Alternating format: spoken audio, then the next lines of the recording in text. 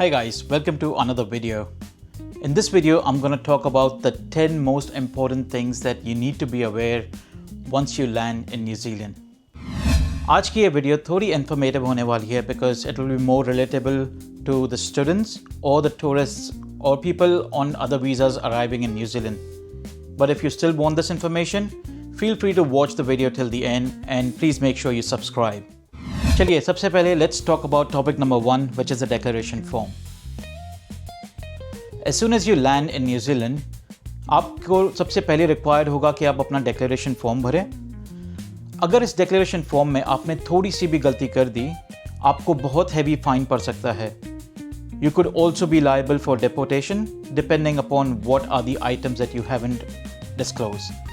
So be very careful and very cautious when you're filling out this declaration form and make sure that you know what you're carrying. Now the second thing would be getting a local SIM card. Even though if you're coming as a tourist या फिर आप एक student की तरह आ रहे हैं, it is very important to have a local number because अगर आप accommodation बुक कर रहे हैं, अगर आप रेंटल कार बुक कर रहे हैं या फिर आपको किसी को भी कांटेक्ट करना है, a local SIM card would be very handy. So I'm going to list a few companies that I believe have superior network. So you can have a look and choose one. इतना कोई बड़ा task नहीं है, SIM card आपको airport पे ही मिल जाएगा. So you can take a SIM card and you can straight away activate the number there and there itself. Topic number 3, cash. Always make sure कि आप थोड़ा बहुत cash carry करें अपने साथ में as soon as you arrive in New Zealand, जब तक आप एक बैंक अकाउंट ना खोल सकें. Because अगर आपको यहाँ पर आकर कुछ भी खाना है, कुछ भी पीना है या फिर कुछ भी आपको बाय करना है, even to buy a SIM card, आपके पास में local currency होना बहुत ज़रूरी है. So make sure you carry some local cash till the time you can't open up a bank account. Since we are talking about cash, let's also cover banks.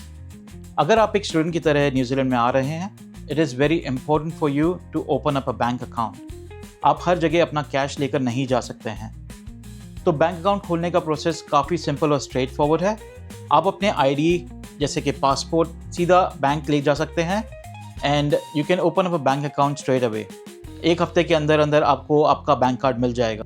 अगर आप university या फिर college student हैं, आपके orientation week में भी काफ़ी सारे स्टॉल्स लगे होंगे फ्रॉम डिफरेंट बैंक्स, तो आप वहाँ पर भी अपने डिटेल्स देकर वहाँ से आप अपना बैंक अकाउंट खुलवा सकते हैं. ये जो अगला टॉपिक जिसके बारे में हम बात करने वाले हैं, ये काफ़ी इंपॉर्टेंट टॉपिक है, specially if you are coming on a student visa और on a working holiday visa. Once you are done opening up your bank account, it is very important for you to have your IRD number. Just like any other country, even New Zealand has its own tax department, which is called Inland Revenue Department.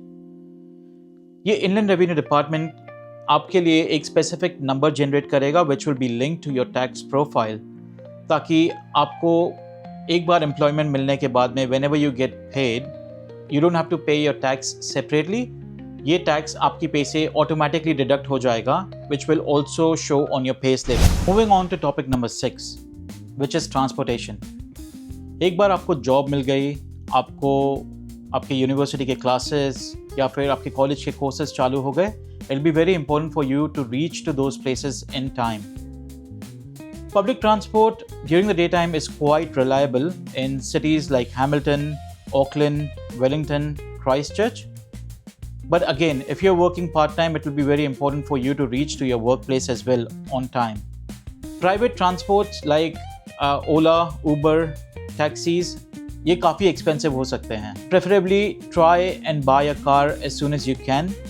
And if you're also coming on an international driver's license, you can get your international driver's license converted. So make sure that you do that as soon as you can. Moving on to next topic, which is finding an accommodation. Of course, अगर आप एक student की जैसे आ रहे हैं, you can find multiple Facebook pages और वहाँ पर आप अपने सीनियर्स से कांटेक्ट कर सकते हैं to try and find an accommodation. मैंने भी वैसे ही अपना accommodation ढूंढा था.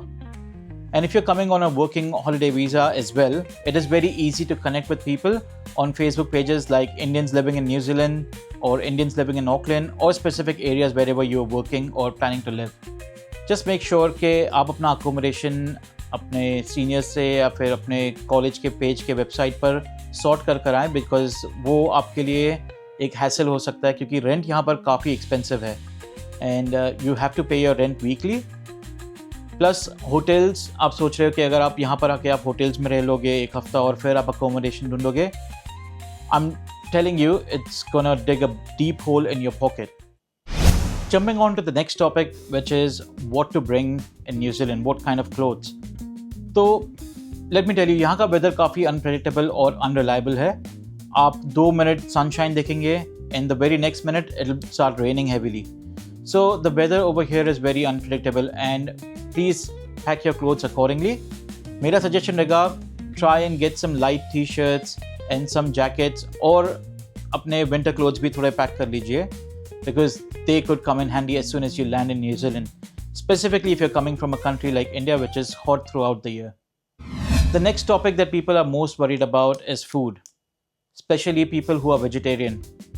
यहाँ पर आपको काफ़ी सारे options मिल जाएंगे in major cities like Auckland, Christchurch, Wellington, Hamilton. आपको काफ़ी सारे vegetarian restaurants या hotels के options मिल जाएंगे.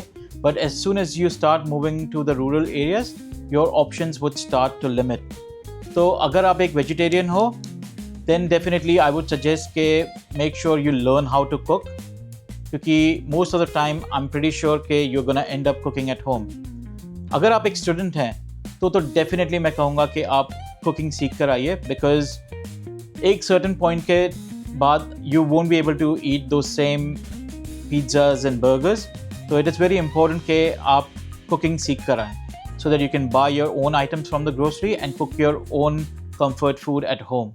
Moving on to the last topic for this video is adhering to your visa conditions. I have seen multiple students breaching their visa conditions during their university days. मैं जब university में था, मेरे काफ़ी सारे जान पहचान वालों ने भी अपने वीज़ा कंडीशंस ब्रीच किए, and trust me there could be serious consequences to this. आप अपने स्टूडेंट वीज़ा पे ओनली 20 आवर्स काम कर सकते हैं, and during your summer break और your semester breaks you are allowed to work full 40 hours. Just make sure कि आप उन आवर्स के अंदर ही काम करें ताकि आपके ऊपर कोई ब्रीच ना लग जाए. फिर इमिग्रेशन को भनक लग गई कि आपने अपने वीज़ा कंडीशंस ब्रीच किए हैं, there could be some serious consequences and you could also be deported from the country. So make sure you stick to your visa conditions, and if you're coming in as a student, I wish you guys all the best. And with that said, that was the last topic that I'm going to cover in this video. If you have any more questions or any more suggestions, please make sure you drop a comment. If you like the video, please hit the like button and subscribe to my channel for more videos. I'll see you guys in the next one.